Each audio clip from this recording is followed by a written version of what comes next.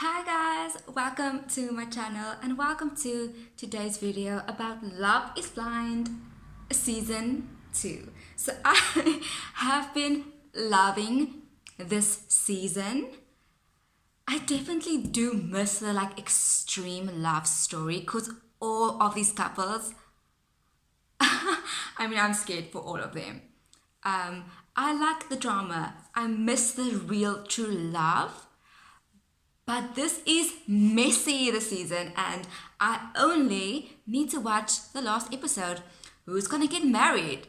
To be honest, I have no idea who is going to get married and who's not.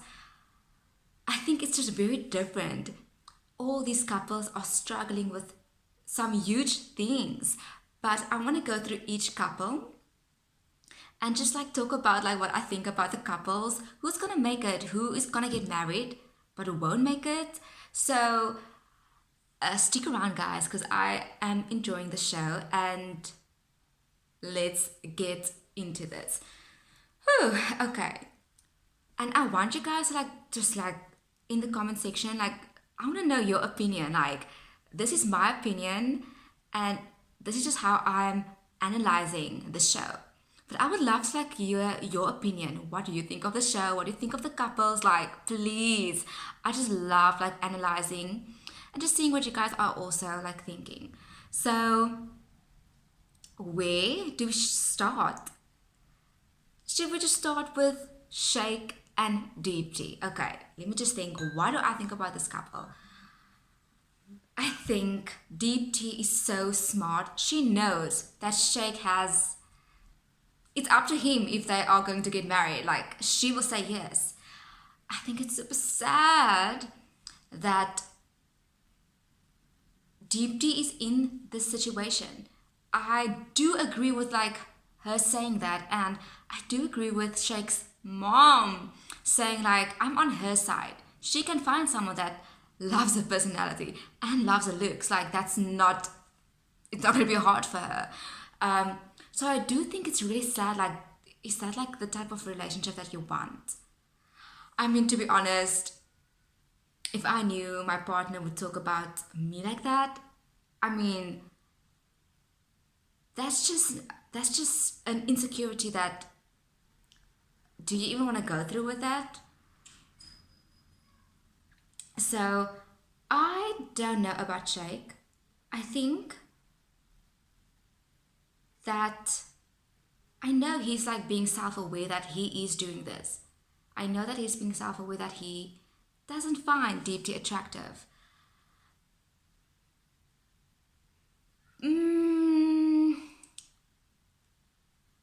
But I still don't know if he just knows that this is not someone that her physical looks, I don't want to spend my life with her. I think that should have then just been it. He should have just not pick her, not propose to her, because this is a big deal now for him. Each episode, it's about her looks or that he's not attracted to her. It's too much. So he is self-aware that he's self-aware in that case, but if you're so self-aware and you know that's actually not what you want, then why go through this? So Deeply, she is so beautiful. She's so beautiful from the inside as well. So it's super sad that she doesn't have the upper hand and that Shake has the upper hand. He's going so much on how she looks. He's not. She's. No, he's not a model. So I don't know what the case is there. That's just my opinion. I think she does deserve better, especially because the way he's just so focused on her looks that she is not flipping beautiful. It's kind of a red flag. He's laughing about it, so it's definitely a red flag. And she doesn't deserve that. So that's my opinion about Deep Tea and Shake. Let's go to Shane and Natalie. The last few episodes, episode 6, 7, 8, and 9, I think, it showed their relationship in a different light. Okay, we all know that Shane is obnoxious. Like, he has one of those personalities, and to be honest, from the beginning, I was like, yeah, he is so obnoxious, and I don't know if it's like a fake thing, if he's like overconfident because he's so insecure. But to be honest, like, yes, he has his own personality, and not everybody likes that obnoxious personality. But to be honest, he has been super respectful. In this last few episodes, he's been super like, he affirms her a lot, which like he says like he loves her so much and she's so beautiful and she's everything he wanted. Like, that's kind of really nice of him. I know he wants it in return a lot, but he's also kind of giving a lot of affirmation to her. I think it's softened Shane's whole personality thing softened, and I think because he is a bit overcompensating with his personality, but I think it's because he is kind of just he's kind of a bit broken in a way. He just lost his father, and he's so close with his mother. Like, I feel like he just wants to kind of take care of her. And I think he is hiding it behind his big personality, which is kind of fine then. I don't think he is a bad person at all. I thought like maybe he's like faking it in the parts, but I think like he was just a bit insecure. That someone would actually walk away, especially after he lost someone. And I think that he just doesn't want that. Like, why, if it's in your control, would you just leave if it's in your control? So I definitely, my heart has softened for Shane, and I think he's actually a really wonderful person. I think if you get him, like, if you spend alone time with him, I think he's actually very vulnerable. And Natalie, I think Natalie was a bit thrown off with his personality, but I'm so glad that they came together a bit and say like, you know what, let's meet in the middle. And I'm glad that she's like not dissing him. She was like dissing him all the time. Like, no one wants that, really, like your partner just dissing you all the time. Like, I mean, it gets old. It does get old. Like, tell me the nice things. Like, it's just like, why? You know, if like, why waste your time with someone on being negative? I also agree with that. But I think Natalie, she realized that, and she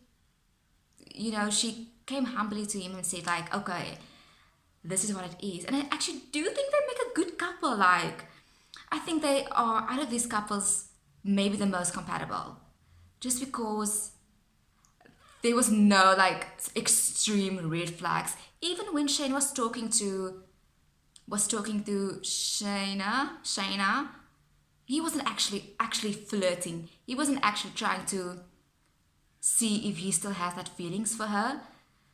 Just because it was so different the way Shane talked to Shayna and the way Jared talked to Mallory. Like, he still had feelings for her. Like, let's be honest. So I do think he wasn't flirty. He wasn't, but he just wanted to like discuss things, which is kind of, that was like a red flag. He wasn't touchy, he wanted to have that flirtatious vibes. But I think they would kind of make it. I think they are the best couple with everything. They had a bit of hiccups, but nothing serious, to be honest. So I think I like them the most. They have like softened my heart, meeting families. That it really has a solid foundation, I think. Next couple. Oh my gosh, Nick and Danelle. I mean, what is going on with him? I mean, I think he's not gonna say yes to propose to her. When she came in that wedding dress, she's like, her eyes were sparkling. She was like, pick me. Like, I'm gonna say yes. Just say yes, please. But something is off. I mean, they can get married and like work it out, but just like, it's very, very, very weird. Their arguments are very weird. I mean, I know she has insecurities, And then she's just saying that he is doing something behind the scenes, like he's talking to her in a weird way. Like they just don't agree on like what their situation are like. He has a different perspective, she has a different perspective. It's like that is super weird. Like if something happened a certain way and you guys can't see the other person's view, she's like, no, you've been angry, I couldn't go out with my friends. But I don't know if it's her maybe. I know Nick said like, but she is like making things like weird. Like, no, we break things in the house. Like, who does that? No, me and my friends, we go crazy. We break things, we break the table. Do you guys do that every weekend? Yes, if something broke like once a year, or just like by accident, that's fine. But she's making things like to the extreme. Like, how do you mean you're breaking things? Like, if you break things, like just like replace it, or why is that like such a big thing?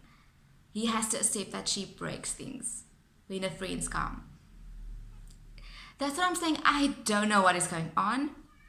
And also they had an argument about Danelle going out with a friend, and when is he going to be invited? Is this going to be an everyday thing? And I think like I'm on Nick's side. I don't know if Nick exploded on her and like said mean things.